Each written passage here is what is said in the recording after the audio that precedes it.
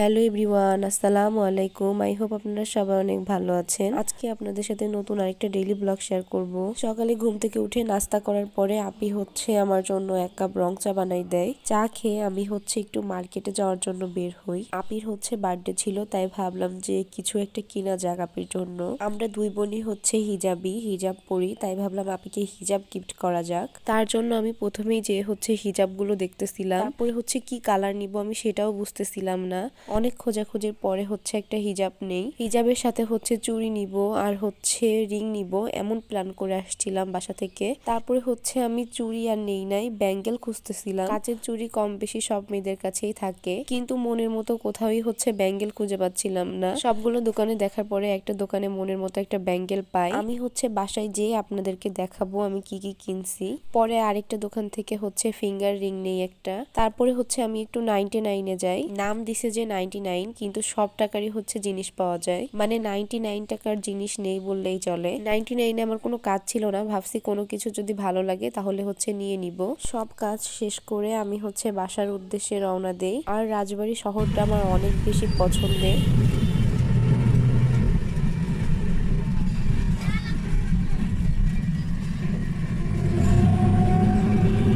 বাসায় আসার পরে আমি গোসল করে আগে খাইতে বসছি। আর এত বড় হয়ে গেছি তবুও ফোন না দেখে কার্টুন না দেখে খাইতে পারি না। চলেন এখন দেখাই আমি রাজবাড়ি থেকে কি কি কেনাকাটা করলাম।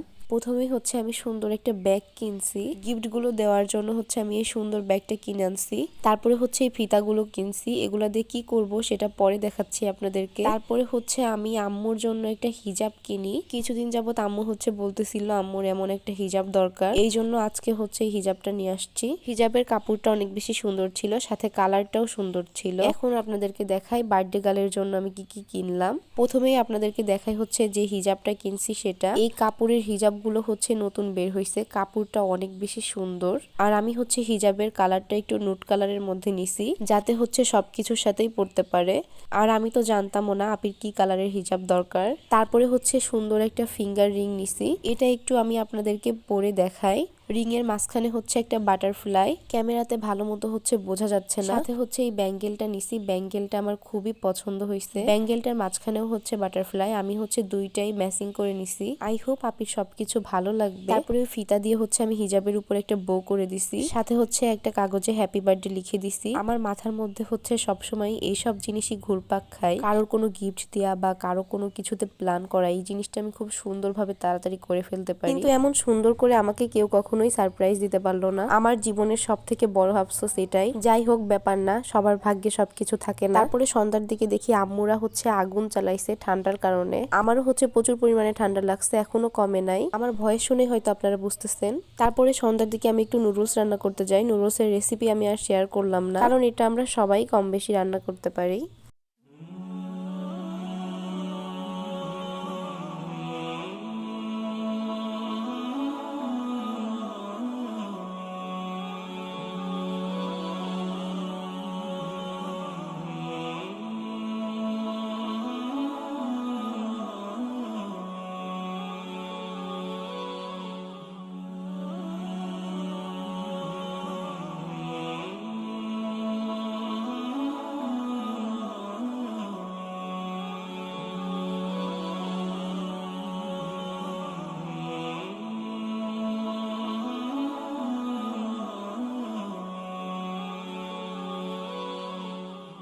তারপরে এই তো খাওয়া দাওয়া শেষ করে বই নিয়ে বসি, প্রতিদিনের কাজ যা তাই করতেছি। আর আমি তারপরে চা খাইতে বসি। আর আমি যখন চা খাইতে বসি তখন মনে হয় রাত বাজে প্রায় 11টা। মানে চা খাওয়ার কোনো নির্দিষ্ট টাইম নাই, যখন ভালো লাগবে তখনই খাবো। আজকের ভিডিওটা এখানেই শেষ করছি। সবাই ভালো থাকবেন, আল্লাহ হাফেজ।